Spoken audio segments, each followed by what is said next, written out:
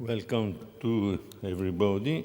Our first speaker is Dr. Elena PIAN from the National Institute of Astrophysics of Bologna, and she speaks about Kilonovae, the cosmic foundries of heavy elements. Okay. Thank you very much. Thanks for having me here. It's a pleasure to be at this 15th edition of the Marcel Grossman. So I'm going to introduce this event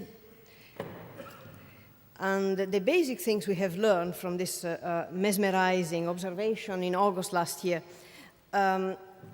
What we expect to see from the merger of two neutron stars is three things: a gravitational signal, a highly directional explosion, highly directional, high energy driven signal, like a gamma ray burst, very anisotropic, and a kilonova signature, a radioactive source that is much less anisotropic, much more spherical, and should have a distinctive, should bear the distinctive features, characteristics of heavy elements, our process, nucleosynthesis.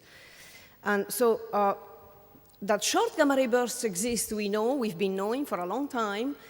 This is a view graph that shows the bimodality, in fact, in the distribution of durations and spectral hardness of long gamma ray bursts versus short gamma ray bursts, with long gamma ray bursts being known for 20 years that originate from supernovae, from very powerful supernovae, and short gamma ray bursts being suspected for many more years to be originating from double compact star mergers.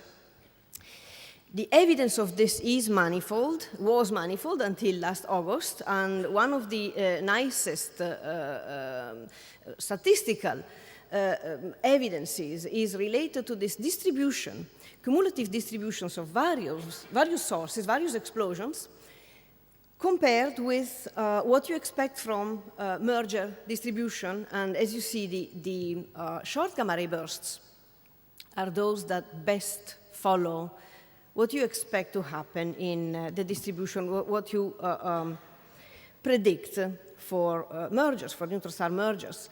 In the inset, you see a typical image of typical short gamma ray burst detected at typical distance, which is rather redshift rather high, maybe 1 or slightly less than 1. That's the typical projected distance of short gamma ray burst with respect to its host galaxy.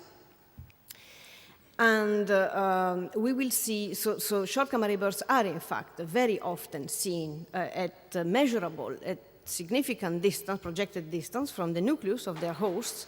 And we will see the kilonova of August 17 is the same, just much closer. So the distance, the separation is extremely neat, extremely evident, as we will see in a moment. So the gamma ray burst, the short gamma ray burst accompanying last August event was indeed a short gamma ray burst. The surprise was the delay, the measurable, the relatively long 1.7 seconds delay between the gamma ray burst and the merger and the chirp, the end of the chirp signal, which is still a mystery, is in fact apart from telling us a lot about fundamental physics, like similarity, like setting at the strongest limit on the difference between the velocity of propagation of gravitational waves and light, and setting a limit on Lorentz invariance violation. Apart from all of these extremely important fundamental physical problems, it is not yet explained. If it is of intrinsic nature, it is not yet explained. It's not clear if it is related to the time it takes for the engine to set up a successful jet, or if it's the time the jet takes to break out. It's a very interesting mystery. The third signal, the kilonova, the expected signal, was indeed, as expected, detected. The expectation from, as we know, from double neutron star merger is that the density of energies and neutrons are so high that you expect these to be the environments where heavy elements, all elements and their isotope, all isotopes of elements higher than iron can be formed successfully. So this is the broad brush idea of how nucleosynthesis proceeds in these events. This is S process and R process elements distribution. You see in, so there is the R process path is one in which the production of neutrons are more rapid. The production of heavy elements is the accretion, the capture of neutrons is more rapid than beta decay. That's why we call it rapid process nucleosynthesis.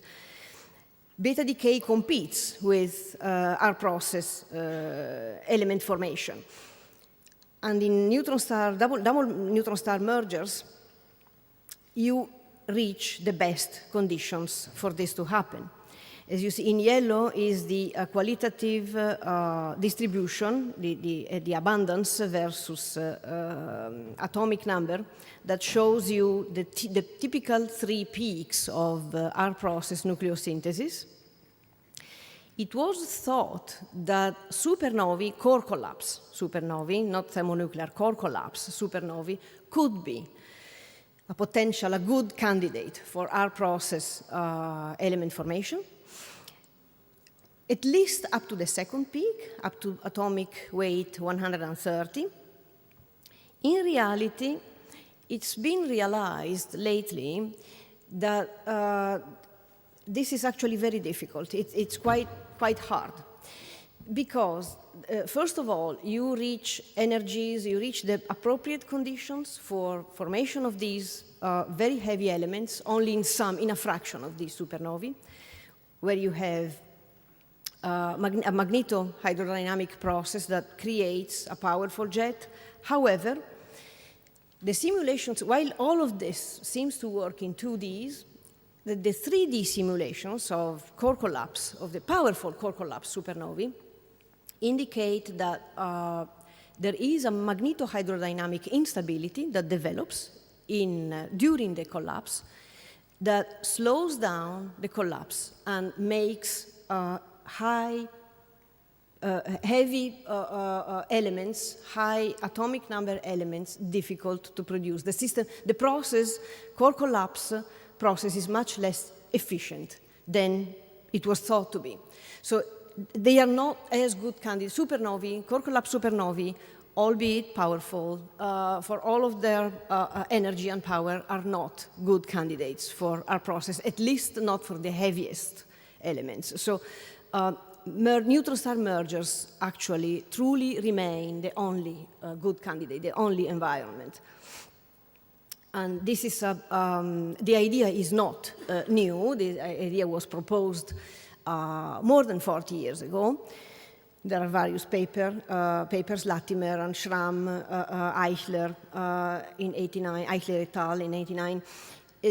One first complete picture of our process in double neutron star mergers was put out in 1999. There is this Freiburg House paper where he shows this simple parameter space.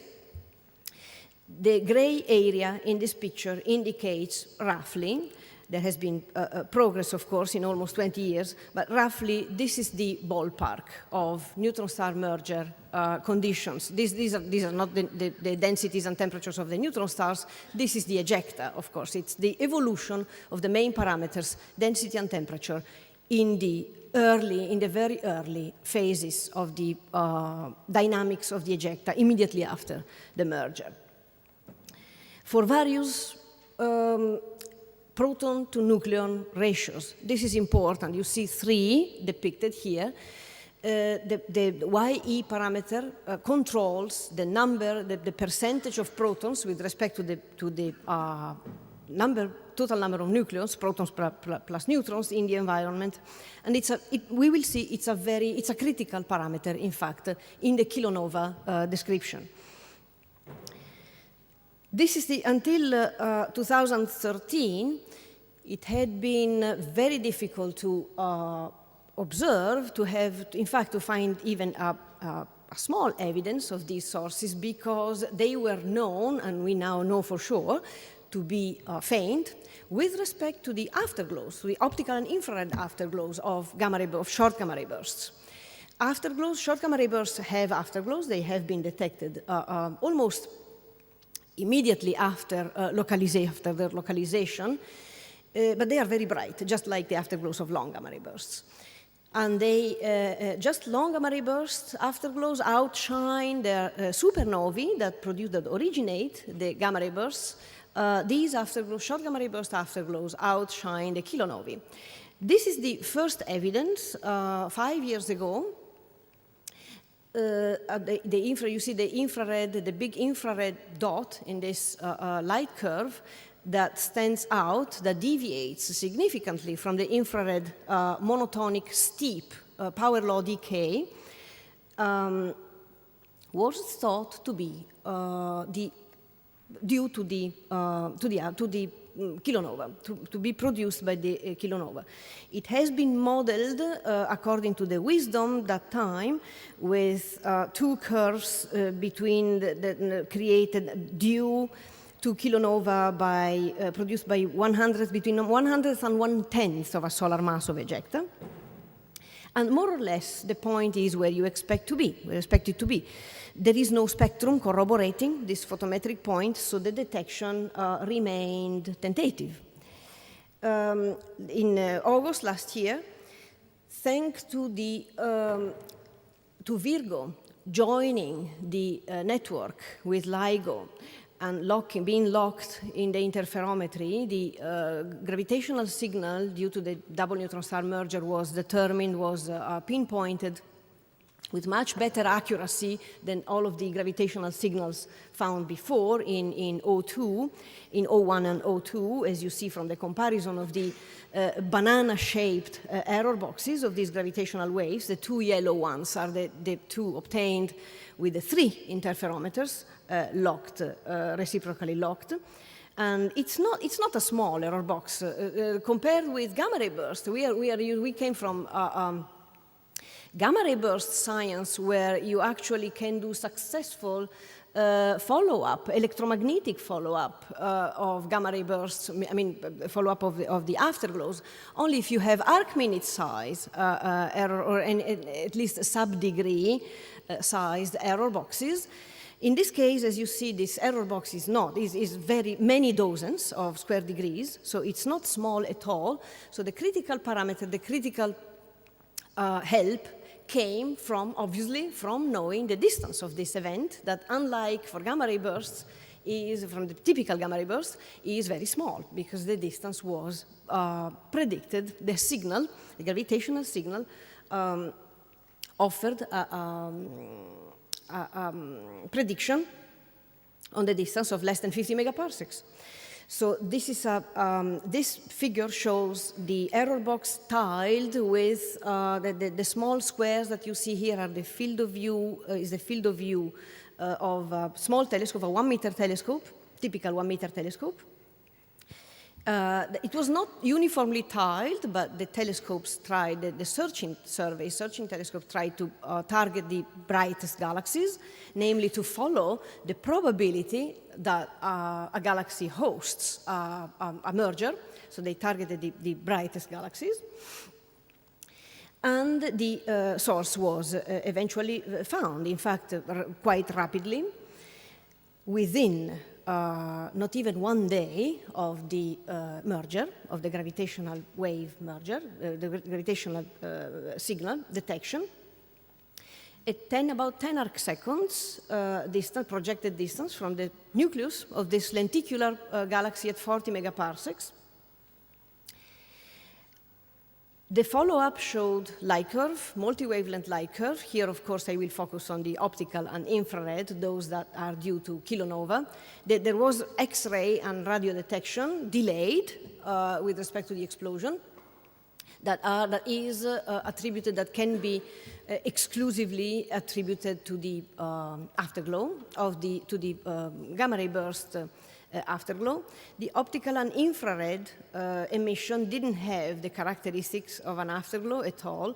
It's highly chromatic. It varies with time in a very fast way. The color varies with time extremely rapidly, as you see from this view graph. And it is a very rapid source, very fast declining source. You see it here, compared with typical light curves of supernovae. These are templates of supernovae, various types of supernovae, core collapse, thermonuclear, bright supernova, whatever. The kilonova in red is a much dimmer and faster source. So this also answers the question of whether this type of source could have been detected serendipitously in the so many surveys that nowadays are run. And the answer is probably not. It's very difficult because these sources, it is hard to detect these sources serendipitously. They are rather dim and very fast, very rapidly decaying. And here is the collection of the best information to do physics about it and to finally decide or try to identify the nature of this source. Well, what we can observe, what we try to do immediately, what you cannot do immediately is observe that at the beginning the source is extremely blue. It has an extremely blue spectrum because it's an almost perfect black body, peaking at around 5,000 Kelvin. So it's about like a star. And since you know the temperature, you know the luminosity, you know how fast it is, the light curve is evolving, you know the time with respect to the explosion, you can compute the velocity immediately in a model-independent way, of course. And it's quite high. The initial velocity is 20%. The plasma is moving at 20% of the velocity of light. So it's a very rapidly expanding source. And in fact, in a few days, in one day, the spectrum of the source has already changed dramatically. It deviates increasingly from a power law, from a black body behavior, and it develops these characteristic undulations, broad features that are attributed to species of heavy elements. So this is the evidence, this is thought to be the evidence of the presence of our process of heavy elements in this freshly formed in the ejecta of this explosion. Now, to be true and to be honest, there is no single species identified in these spectra. These features, it's not that the people say our process elements, all heavy elements, including gold and platinum, which is the most alluring aspect of this science. Well, there is no line of gold that you can see here straightforwardly from these spectra. You don't see, okay, this feature is platinum, this feature is barium. It doesn't work like that. Why? For the same reason, it doesn't work for supernovae. So now, the level of sophistication of supernova knowledge, the current level of supernova science and ability to identify spectral absorption features in supernova nowadays is incomparable with respect to where we are with kilonovae. In supernova science, virtually, in supernova spectra, every species can be virtually identified and associated with a species, with an atomic species. That's the point where we would like to arrive with kilonovae, but we are definitely not yet there. And the reason is there is two reasons. One is the velocity. As I said, the speed of propagation of these ejecta is a significant fraction of the velocity of light. So the characteristic P Cygni profiles that an expanding sphere, an expanding astrophysical source is producing are not like that. they are extremely broadened. The absorption trough becomes a trough. The absorption line becomes a trough. It's an extremely broadened line. For this reason, since all lines are broadened, they blend. They blend with one another, and they form an indistinguished absorption continuum that takes a lot of work to work out, to interpret. And the other reason is that the features are blue shifted, of course, just like in supernova. You see a famous supernova in this view graph. This is 98BW, the first ever supernova associated with long gamma ray burst. The spectra of 98BW, just like the spectra of every other supernova, are blue shifted. So every absorption line is blue shifted, and it is less and less blue shifted as time goes by. In the end, the features you will see will correspond, once they are cosmologically corrected, with the absorption line wavelengths you expect to see in the laboratory.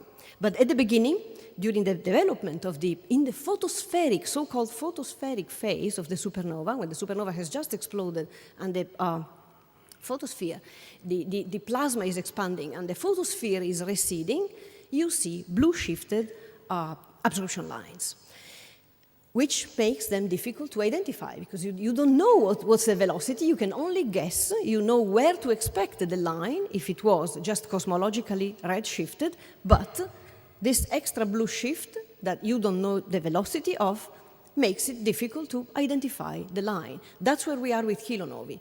So there is a heavy blue shift and heavy blending due to very high velocities. You see here the comparison. This is the example, the classical example we were doing with supernovae, with gamma ray burst supernovae to tell the difference.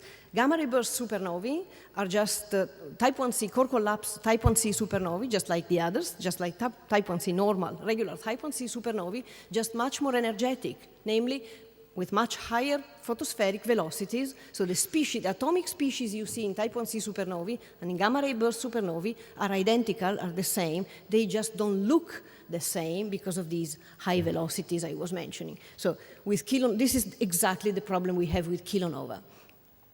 So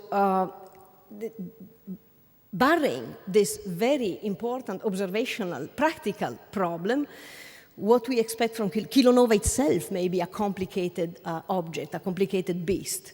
It's been preliminarily modeled here as a multi-component source.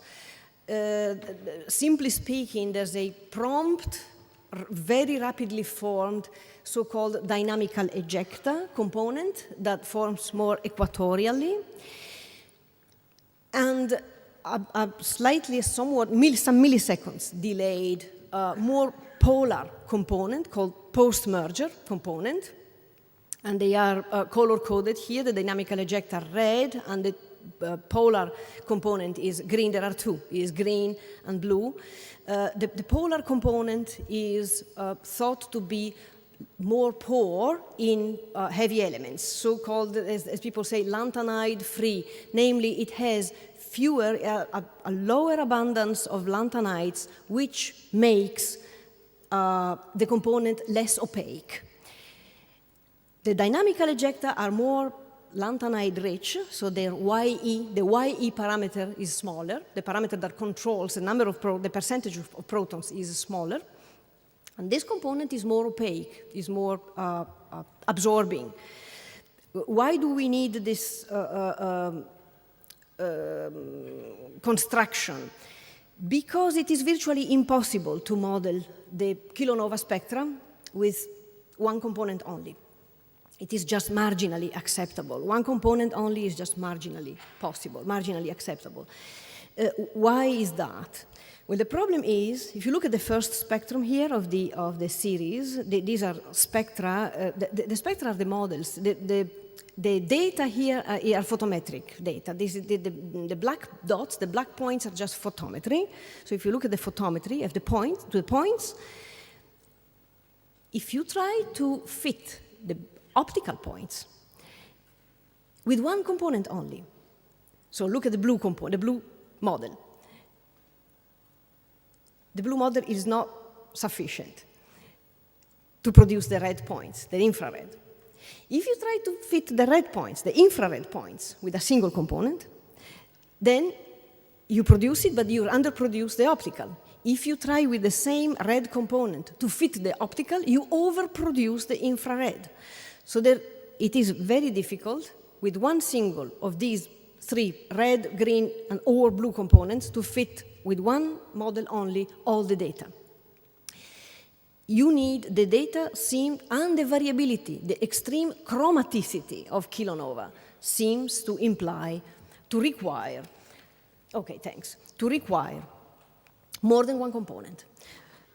So you need one component that is more lenient, that leaves more optical photons get out, so a less absorbing a component with less opacity, lower opacity, namely a lanthanide poor component in the blue, and a lanthanide rich that only leaves the infrared wavelengths through and suppresses the optical. This is the general, the broad idea. And you see the same concept here in this abundance, in this nuclear network, where you see for these models that I've shown here, you see the distribution of the abundances with respect to the atomic number. As a comparison, in black is the solar nuclear network, is the solar abundance distribution. So it is rather satisfactory from a metallicity point of view. These distributions that are necessary to fit this kilonova that we observe are rather convincing, rather satisfactory, compatible with the solar abundances. And here you see the example, a model, the model we have tried for the kilonova. This is the first spectrum. The spectrum is in black. The color spectra are the models, and the burgundy, the dark red line is the sum, is the convolution of all models. While with the first spectrum, we do a decent job, the following spectra are worse and worse. The deviation between observation, between model and data is worse and worse, because the reason is that we don't know the opacities. The main problem here, to have spectra and models agree, is that we don't know precisely, we have no precise knowledge of how much each individual species absorbs and to produce the observed spectrum. So we tend to underestimate here in these models the opacity, the real opacities. Yeah, this is an example of where we would like to get. This is supernovae. This is models of supernova as a function of time. The same supernova time-resolved spectra of the same supernova with models. And as you see, the level where we are with spectral modeling of supernova is infinitely better than with kilonova. We basically can, with spectral models, almost reproduce every single individual line in supernovae. Okay, and here is my conclusion. So the conclusions are, my time is out, so I will leave you read the conclusions on your own. What I would like to stress, modeling these kilonovae and understanding and reproducing the spectra and identifying for sure with confidence the species we are seeing, if it is our process, if it really is our process, we still need a lot of knowledge to develop, a lot of knowledge on the behavior of these sources, the physical behavior, densities. We need precise nuclear networks. We need appropriate radiation transport models and atomic opacities to reproduce the spectra. So we are building all of this right now. We are at the beginning. So thank you very much.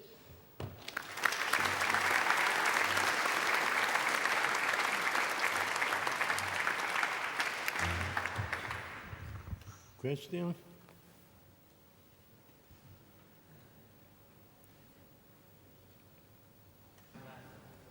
Yeah.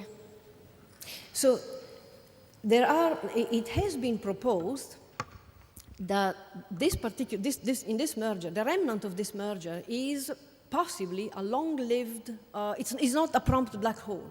It has been said that the merger did not lead promptly to a black hole, but rather to a long-lived meaning few milliseconds, some milliseconds, massive or hypermassive neutron star. And the idea that there are two ideas, the two reasons for this. One is that the electromagnetic radiation, the radiation we observe, the ejecta mass we observe, which is a few hundredths of a solar mass, are thought to be too high, too much, for a prompt black hole, from a prompt collapse to a black hole. One is this. The other reason is the post-merger component, the blue component, should not form, or at least should not be so prominent if it was not powered by a massive neutrino wind. So massive neutrino wind you have if you have a long-lived neutron star, a long-lived object, compact star that is not a black hole. Only such a massive, the prompt formation of an accretion disk around it can give rise, can produce this massive neutrino wind that favors a neutron poor environment. Basically, neutrinos, MEV neutrinos, in very poor worlds, many MEV neutrinos favor weak interactions that suppress the formation of neutrons, or at least favor the decay of neutrons to protons. So the existence of this, the evidence for this blue neutron poor component is an indirect suggestion that the remnant is not a prompt black hole. It is eventually a black hole, but it doesn't form promptly. So in principle, you can determine the speed. And I presume that then the evolution of the speed is ballistic, more or less. Okay. So you said that the big problem to identify the line is the P Cygni profile that broadens. So can you do a sort of inverse engineering has been attempted? So you start from some line ratio that you expect, you impose the ballistic speed once you know the original speed, and try to derive. Has been done something like that? What you say is precisely what is done for supernova. That's exactly what supernova modeling entails. In supernova modeling, where, as I said, we are much more ahead than in kilonova, that's exactly what Luciano mentions, is exactly what people do. First of all, you get a density profile of the supernova. You guess from stellar evolution, the stellar structure, knowledge, models, explosion models of final phase of stellar evolution allows you to construct, to develop a range of profiles. First you have that.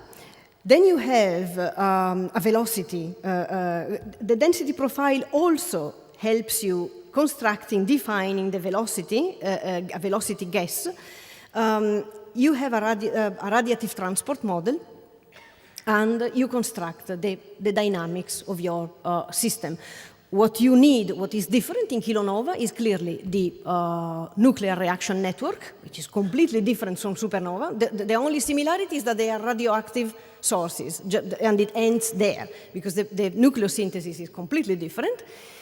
And the opacities, since we don't know, as I say, since the elements are different, the opacities are different, obviously, we have to work out the opacities. But the dynamical part is that precedes this chemical exercise is exactly what has been done for 50 years in supernova. So we are 50 years knowledge versus not even 1 year.